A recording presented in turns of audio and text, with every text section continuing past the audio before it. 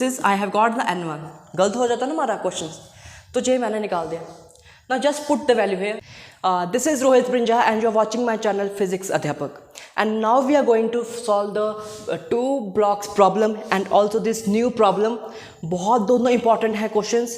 ये मैंने पिछली वीडियो में भी समझाया था, but पिछली बार मैंने यहाँ पर कोई फ्रिक्शन नहीं ली थी, यहाँ पर अब फ्रिक्शन है between the surface and between the block. और ये दूसरा क्वेश्चन हम बाद में करेंगे. Okay? So both are important. Now look at this question. Instead of here, let's say the force is applied on this block. Okay? And this is not the slab, this is just. So what is happening here that force जो F है वो मैं कहाँ पर apply कर रहा हूँ, वो मैं अप्लाई कर रहा हूँ m2 मास पे, और इसके ऊपर m1 मास है, और दोनों के बीच में जो कोफिशिएंट ऑफ फ्रिक्शंस है इन दोनों ब्लॉक में, that is μ1 and between the surface and this block is μ2. That is simple.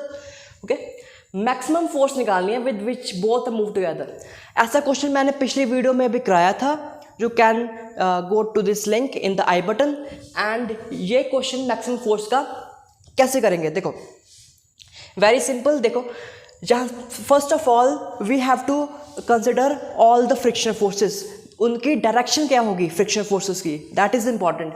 तो अगर तुमने पिछली वीडियो देखी होगी you will know that it will move in this direction F1, और ये M1 ब्लॉक इसी फोर्स ऑफ फ्रिक्शन से ही मूव कर रहा होगा. Okay, and also the force of friction which, और इस जो फोर्स ऑफ फ्रिक्शन है F2, मतलब इस और इस सरफेस के बीच में, इस ब्लॉक और सरफेस के बीच में F2 फ्रिक्शन फोर्स होगी, that will oppose its motion, that because the surface is at rest. Okay, so F2 है, और इसको भी क्योंकि अगर ये इधर जा रहा है देन तो ये हमारा ब्लॉक को भी F2 फोर्स इधर अप्लाई हुई होगी. F2 you can say that F2 और say that it is F1. Okay, this is F1 frictional force. And पता ना क्यों, बिकॉज जब ये हमारा m2 मास इधर जा रहा है देन इट विल अपोज. ठीक है, जब ये अपोज करेगा किधर को करेगा, हमारा ब्लॉक m2 इधर जा रहा है तो ये अपोज इधर की ओर करेगा. ओके, वैसे भी मैंने पिछली वीडियो में समझाया ये कैसे करना है. Okay, now all the friction forces we have named it. Okay, सबकी डायरेक्शन मैंने बता दी है. So now what we will do कि M1 जो फ्रिक्शनल फोर्स से जा रहा है, okay, M1 is moving only because of the frictional force, तो इसका जो मैक्सिमम जो एक्सलरेशन होगा इस ब्लॉक का M1, that would be m1a. हम इससे फाइंड कर सकते हैं दिस इक्वेशन से, m1a is equal to F1 which is equal to μ1 mg, where this is the limiting friction, where this will be the limiting friction, because we are talking about the maximum force. ठीक है, we are talking about the maximum force, so that both blocks move together. तो इसकी कुछ limit होगी ना, friction force की कुछ limit होगी. We know that limiting friction की सबसे ज़्यादा फ्रिक्शन फोर्स होती है, दैन काइनेटिक फ्रिक्शन की सबसे कम. तो ये लिमिटिंग फ्रिक्शन है, यही पॉसिबल है सबसे ज़्यादा, और अगर इससे ज़्यादा नहीं हो सकती. और इस ब्लॉक की एक्सलरेशन से अगर अलग हो गई, ज़्यादा होगी, इनफैक्ट अगर इस ब्लॉक की एक्सलरेशन से ज़्यादा होगी then they will not move together. Okay, so we have to find a max. तो हम ऐसे फाइंड कर सकते हैं a max is equal to μ1 m. This is m1g ना, because the friction normal direction would be n which will be equal to m1g here. Okay, and m1a, we are talking about the m1a, so this is μ1g. ठीक है, ये हमारा आ जाएगा maximum acceleration. Sorry. Okay, now what would be the maximum force? The maximum force we can say it is F max. अब इस block को लो, इस ब्लॉक पर जो भी फोर्सेस लग रही हैं वो शो कर दो. कौन कौन सी? इस बार दो फोर्सेस शो हो रही हैं, F1 and F2. Both are opposing. Therefore, I will say F max minus μ2 F2 minus μ1 F1 is equal to m2. I can say that capital M रहने दो, यहाँ पर स्मॉल m ही ठीक है. स्मॉल m ही ठीक है क्योंकि मैंने स्मॉल m ही लिया है. Okay, so therefore m2 what is acceleration, this is AMX. ठीक है, दिस इज AMX. तो अब यहाँ से क्या करेंगे, we will say Fmax would be equal to m2 AMX. What is m2 AMX? AMX is mu1g, okay, plus mu1 F1. Now what is F1? F1 we know it is mu1 times n, mu n. F1 is mu1 n1. Okay, this is n1. और यहाँ पर जो force normal reaction होगा वो होगा n2, and n2 we know it is from free body diagram, it is nothing but m1 plus m2. It is m1 plus m2g. Okay, तो ये हमारा n2 हो जाएगा. जस्ट पुट F1 की value mu1 n1. Okay, this will be in fact. Okay, मैंने कुछ गलत लिख दिया यहाँ पर. mu2 F2 क्यों लिखा मैंने यहाँ पर, नहीं लिखना चाहिए था, mu2 n2 लिखना चाहिए था मुझे. ओके, यहाँ पर mu1 F1 लिखना चाहिए था, सॉरी n1 लिखना चाहिए था. ओके, तो यहाँ पर आ जाएगा मेरे पास, दिस विल बी mu2. देखो, this will be the mu2. AMax is mu1g and plus mu1 n1 is m1g and m2 is nothing. n2 is, देखो n2 क्या आएगा, n2 m1 प्लस m2 के पास आएगा. अगर तुमने अच्छी तरह से फ्री बॉडी डायग्राम पढ़ी है then you know. Okay, this is m1 plus m2g and this will be the maximum force, and this will be the maximum force. ये m2 है. Okay, m2 into bracket then g. So this is the maximum force we will find. Okay, तो इसकी जो values दी गई होंगी, अगर numerical question होगा तो उसमें हम पुट कर सकेंगे वैल्यूज. Okay, fine. अच्छा, पिछली बार हमने जहाँ पर फ्रिक्शन फोर्स नहीं अप्लाई की थी ना, बिकॉज mu2 वाज 0 देन. तो यहाँ पर अब मिनिमम फोर्स भी तुम्हें कह सकते हैं व्हाट इज द रेंज, कि so that what is the range of force. अभी तक हमने निकाला पिछली वीडियो में भी about the maximum force, but इसकी मिनिमम फोर्स भी होगी ना कोई. पिछली बार मिनिमम फोर्स 0 थी because there was no friction.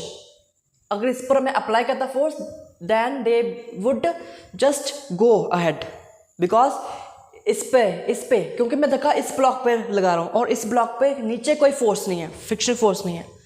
अब होगी, अब मुझे कुछ ना कुछ मतलब 0 से काम नहीं चलेगा, जस्ट छोटी फोर्स से काम नहीं चलेगा, मुझे मिनिमम फोर्स चाहिए. So that I will just, क्योंकि कुछ फोर्स फ्रिक्शन फोर्स को ओवरकम करने में भी लगेगी, फिर ही वो मूव करना शुरू करेगी. तो वो आसान है निकालना. वो क्यों आसान है, देखो इन और इन में जो फ्रिक्शन होगा that will be the internal forces. अगर मैं ये पूरा सिस्टम लूँ that will be the internal forces. तो मेरा जो मतलब है वो इससे है, बस F2 से. So therefore to just move what I can say that मैंने फोर्स F मिनिमम अप्लाई की and that should be equal to और greater than this frictional force which is F2. And now what is F2? F2 is mu2 times m1 plus m2 times g. So that कि ये पूरा system अगर collectively लिखूं तो इस पर एक ही फोर्स लग रही है, दैट इज दो फोर्सेस लग रही है, F एंड F2. ओके, और F किसके इक्वल होगा, it should be equal to this friction force, so that it is just able to move. That's why I have taken this. We have got this answer. Okay, so this is the 2 answer we have got. Okay, तो एक तुम्हें range पूछ सकते हैं, what is the range. Okay, simple question है, बस जहां पर मैंने एक और फ्रिक्शन फोर्स ऐड की है, नथिंग लाइक. तो पिछली वीडियो भी तुम देख लेना. ओके, तो ब्लॉक सिस्टम के हमारे क्वेश्चंस हो गए हैं ऑलमोस्ट सारे. Now we will go to this. हाँ, प्रैक्टिस बहुत ज़रूरी है, you have to practice as well.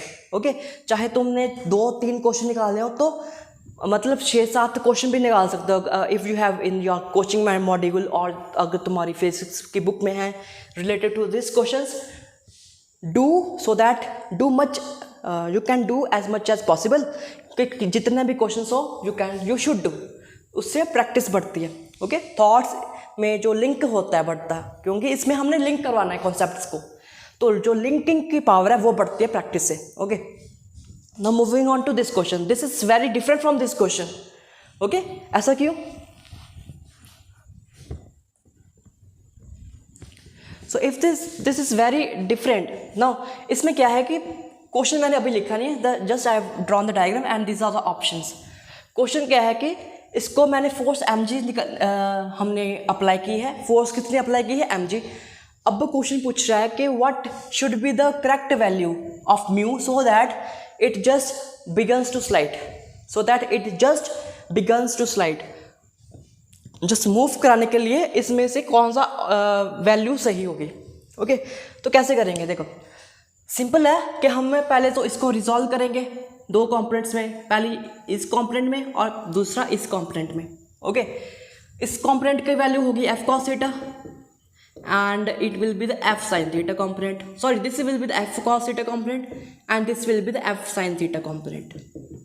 Okay, and there will be some friction force which is acting in this direction. Okay, तो अब देखो, to just move it we know f sin theta should be minus f should be equal to 0. Okay, should be equal to 0. Why? Because अब मैंने just उसको slide कराना है। Okay, it is equal greater than और equal to. Okay, ठीक है, तो ये हमारा आएगा। Okay, so F sine theta is equal to F and what is F. अगर देखें तो एफ यहाँ पर गलती हो सकती है हमसे। यहाँ पर गलती क्या हो सकती है, you can put mu n1, F is mu n1। No, इसका ऊपर वाला कॉम्पोनेंट भी है तो हमें निकालना पड़ेगा लाइक नॉर्मल रिएक्शन कितना होगा। यहाँ पर नॉर्मल रिएक्शन mg के बराबर नहीं होगा because it's weight is mg।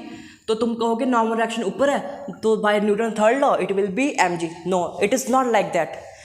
तुमने पढ़ा होगा pulling a block, pulley on pushing the block, तो उसमें भी हम निकालते हैं कि n1 किस में, अगर चाहे पुशिंग में है चाहे पुलिंग में, दोनों में अलग अलग आता है, that is not equal to mg।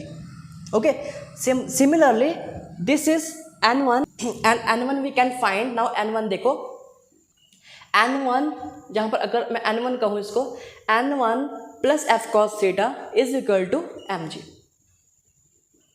Again I am taking small m। Okay, now this is the equation in the vertical direction। now what is n1? n1 is mg by f cos theta। this is I have got the n1। गलत हो जाता ना हमारा question, तो ये मैंने निकाल दिया। now just put the value here। now this is f sin theta greater than mu 1, mu ले लो, म्यू है यहाँ पर, और f कितना है, f is mu times n, n is mg minus f cos theta. Okay, okay, अब f की value हमें दी है that is mg, value put कर दो। देखो ऐसे क्वेश्चन अगर प्रैक्टिस करोगे there will be lots of concept that you will get clear. एक कॉन्सेप्ट अभी हमारा क्लियर हुआ कि n1 is not equal to mg always. You have to draw the free body diagram, उससे पता लगता है व्हाट इज n1। ओके,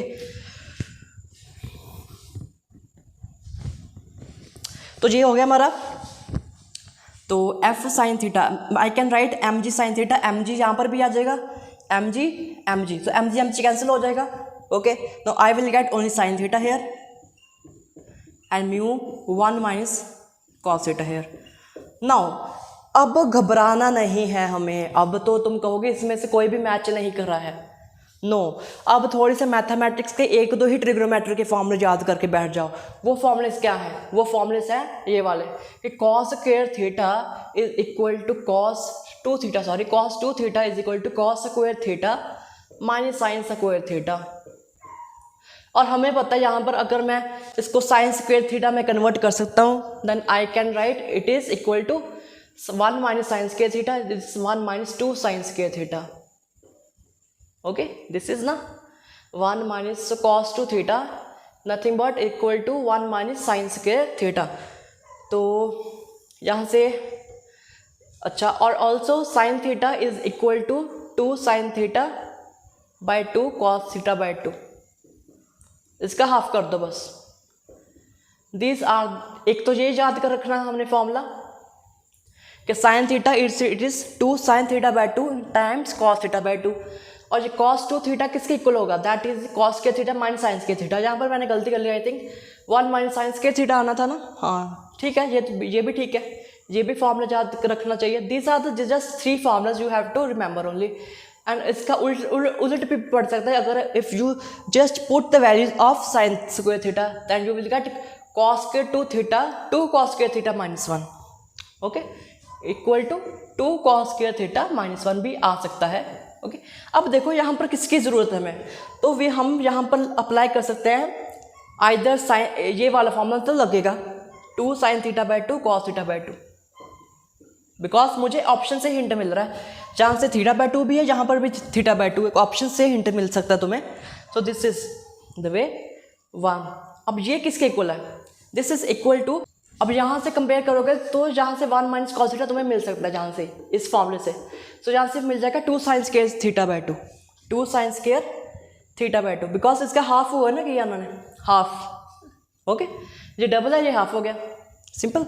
जहाँ से 2 से 2 कैंसिल एंड साइन स्क्वायर का स्क्वायर कैंसिल, जहाँ से पूरा sine cancel, so you will get answer के कॉट थीटा, देखो कॉस नीचे साइन आएगा, this is cot theta by 2 and it's greater, should be equal to mu, and I think this is the fourth option is the correct option, cot theta must be equal, cot theta by 2 must be equal to mu।